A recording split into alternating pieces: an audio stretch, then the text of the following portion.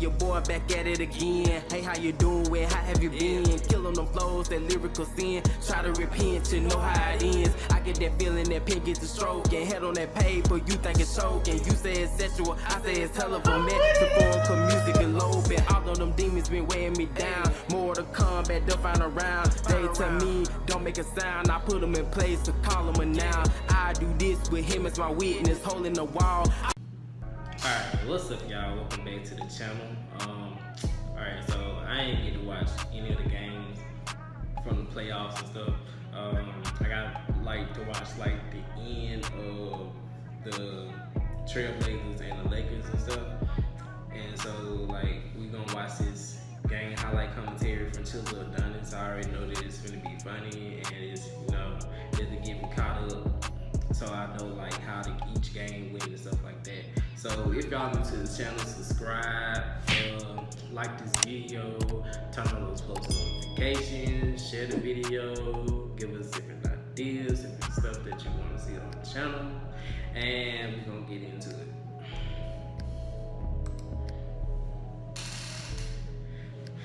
Yo, Dane went off last night. Donovan Mitchell did too. I really wish I would have seen that game. Well, you know what? Actually, this is from, was it from last night? It was from Monday night. My bad. But I ain't get to see none of the ones yesterday either. So I'm probably gonna react to that one too. Yeah.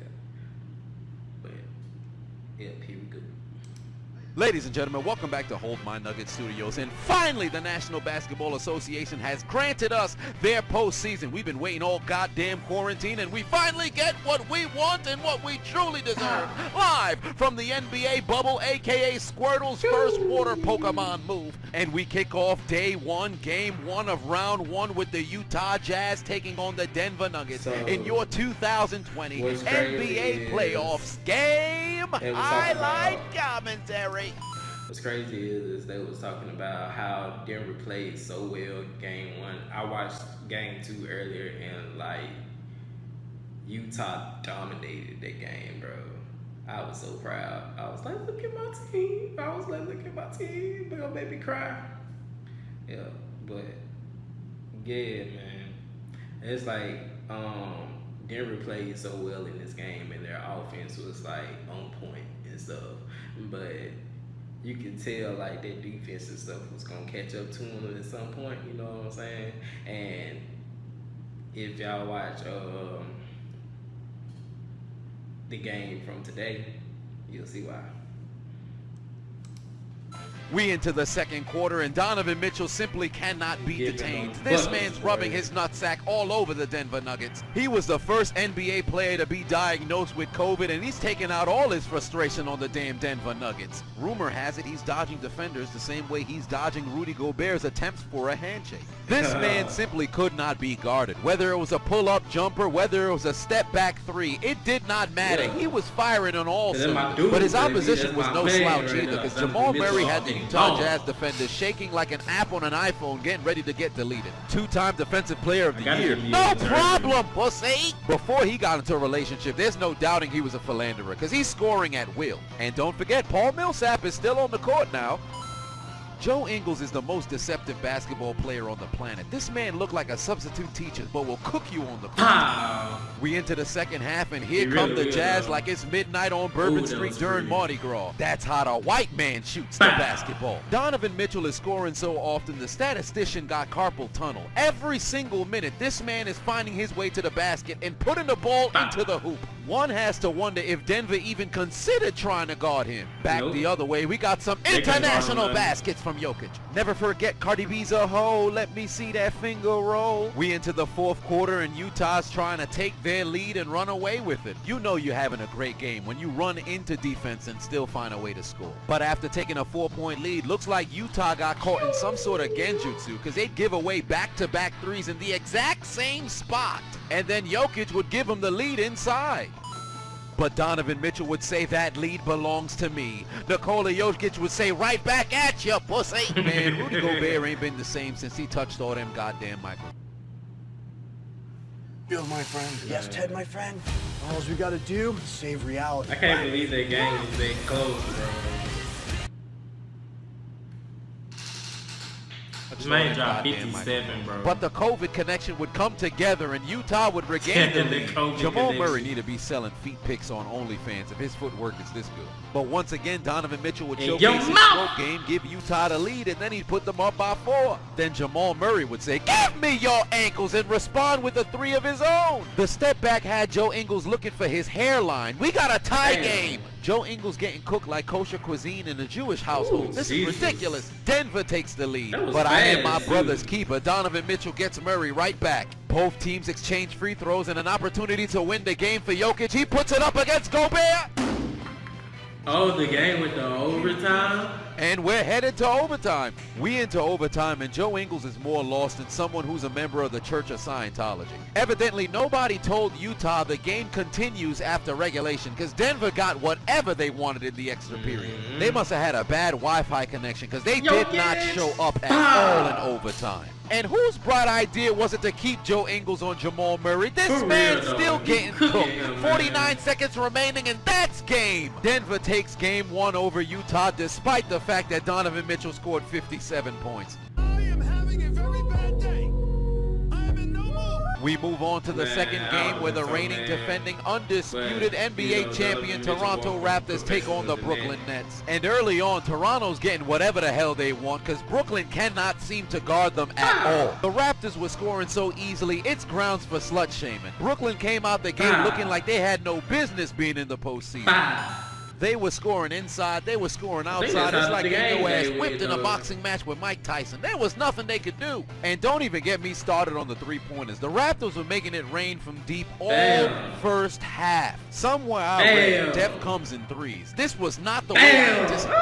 Brooklyn would go down as much as 30, but in the second half, they would start to try to take their receipt to the sperm bank and get their comeback. And Toronto sat back and allowed it to happen because they take their foot off the gas, and what was once a 30-point lead is now inside 10 points. But in the fourth quarter, Toronto remembered they are an NBA champion and decided to play for real. Even when they missed, they score. Beyblade, let it rip!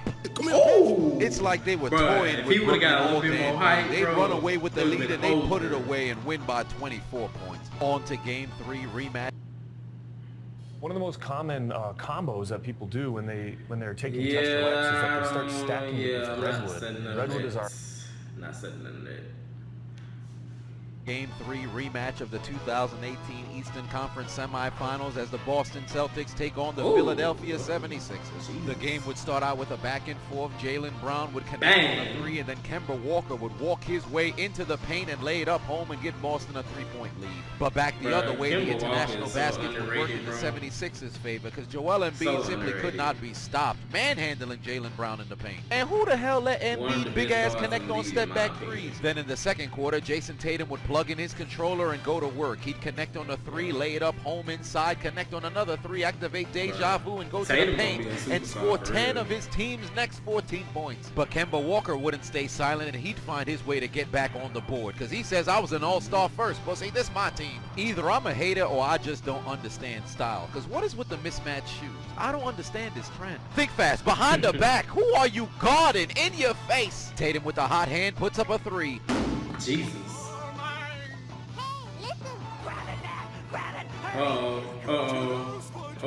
We into the second half, and Jason Tatum got Philly defenders dancing, puts it high up off the glass, and then later in the quarter, he does it to Josh Richardson too and puts it off the glass. But back the other way, here comes down by 10, Philly tries a 3. Offensive rebound and score by Joel Embiid backpedaling with the basketball like a woman who knows she's wrong but refuses to admit the man is right. And this is how the white man shoots the basket. Shake Milton would try another 3. But his teammate bails him out again. Momentum now on Philly's side. Josh Richardson connects on a 3. Then Al Horford would tie up the game. And then a possession later, with them up by 2, he'd play taps with himself and give him a 4-point lead. Can we just take some time to acknowledge the disrespect by Boston's defense? They left Embiid wide open. You could lay down 3 different Embiids, and he would have still had space to shoot. But Jaylen Brown would say right back at you, pussy, and cut the deficit to 3. And then a few minutes later, he'd tie up the game. That's how the white man lays up the basketball. Then Kemba Walker would step back and put the Boston lead to 5. Where do you think you're going? You want another one? Come at me, bro! Get that shit out of here. Multicolored shoes, Poppy. Jaylen Brown connects on a 3. The lead is 8. Tobias!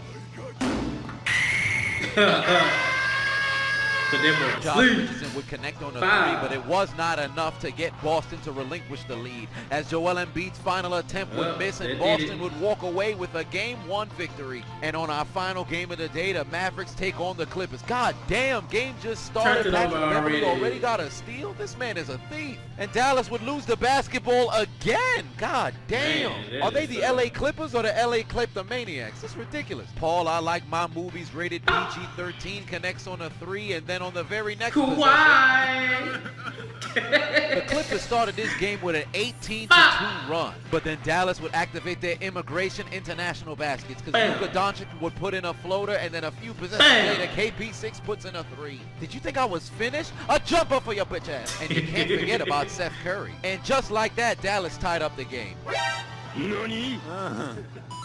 But to end the first quarter, Luka would connect on a 3 and Dallas goes up by 4. Mr. I change teams until I make it to an NBA Finals. Paul George connects on a floater. Luka would respond with a floater of his own. Isn't it weird Seth is the only Curry in the playoffs? Yeah, that is kind of weird though.